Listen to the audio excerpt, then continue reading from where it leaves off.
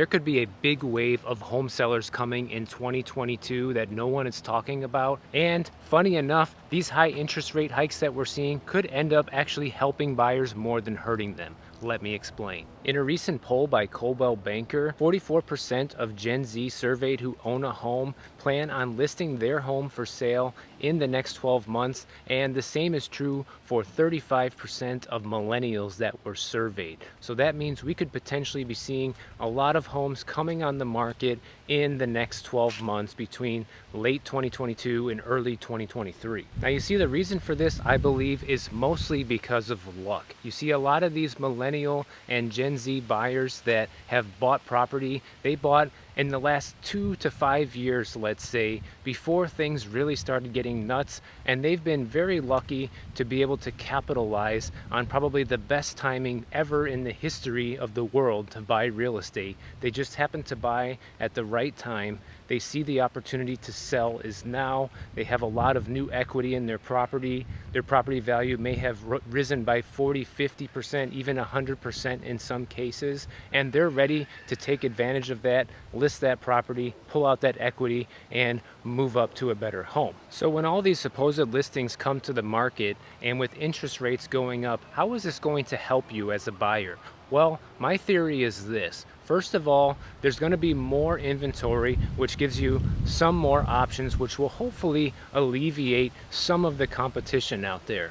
And the other factor that will eliminate some of the competition for you is the higher interest rates. So this is how high interest rates can actually help you as a buyer. Of course, you will suffer on the payment end when it comes to paying more for your monthly, but it also prices people out. So when interest rates go up, it reduces the amount of home that any given buyer can afford. So the more expensive of a home you're looking for, the less people out there will be able to afford it with rising interest rates. And even with the rising interest rates and some of this inventory coming to the market, I'm really doubtful right at this moment in time that this will actually be enough to crash the housing market. It might help correct things a little bit, but I really don't see it becoming a crash unless the inventory is significant. We're talking millions of homes listed, which I don't know if it's that many, but it'll be interesting to find out in the near future. Now, since the beginning of the year, home sales have been going down because of the lack of inventory. But recent Redfin data shows that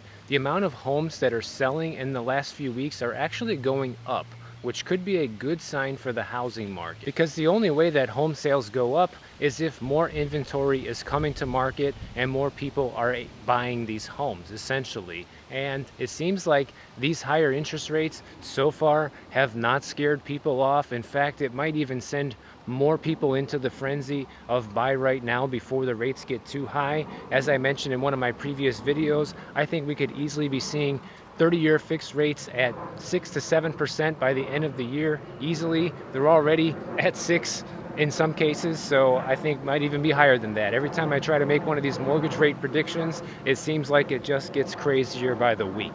So we're already looking at 6% depending on where you live, so maybe even 9, 10, double-digit interest rates by the end of the year. Who knows? We'll find out. And you also have to remember that the Fed still plans to do 5 or 6 more interest rate hikes in 2022, and that is to help you as the buyer. And that was pretty much the topic of this video, is how these high interest rates can help you as a buyer. So at least our government is trying a little bit. They're trying to do something before it's too late. They're trying to help people by normalizing the real estate market and trying to curb inflation. So, you know, I'm always the kind of person that thinks that the government does everything first for them.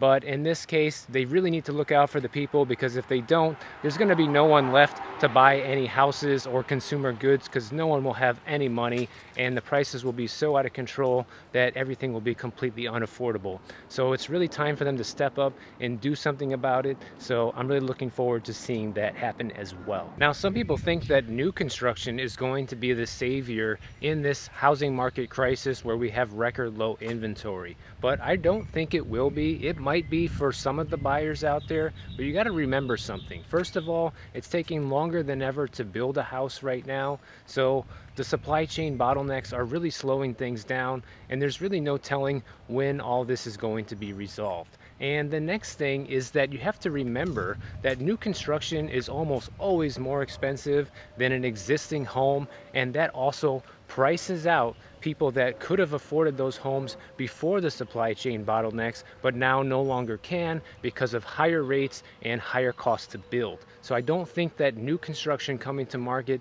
is going to be the savior. I think we actually have a better shot when some of these Gen Z and millennial homeowners come and list their homes for sale. Even walking through the neighborhood here in Miami Beach, I used to be able to walk through this neighborhood and see at least one or two for sale signs every single block. I haven't seen a single one since I've been out here, which is pretty atypical for this area.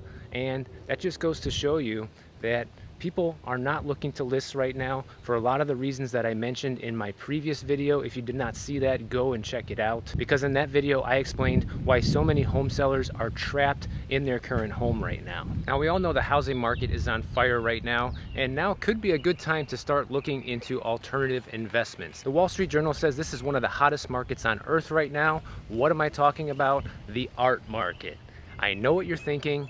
How can I invest in art, Michael, if I am not a multimillionaire? These paintings cost a fortune. Well, that's the awesome part, because there is a platform called Masterworks, who is the sponsor of today's video. Masterworks enables retail investors like me to add art into their portfolio at a fraction of the full cost. Masterworks has worked with the SEC to securitize paintings for the first time in history, meaning anyone can be a stakeholder in works of art from Picasso, Banksy, and among many of the other major artists. And as an investment, art may be a great hedge against inflation, which has been running well above 7%. Recently, Masterworks holdings have been appreciating by roughly 23% year over year, while we have inflation running around 7%. And it's been outpacing the S&P 500 for the past 25 years by a whopping 164%. I think this idea is genius, and if you want to get art into your portfolio, my viewers get priority access to Masterworks by using my link in the description below. Now, another thing I'd be curious to know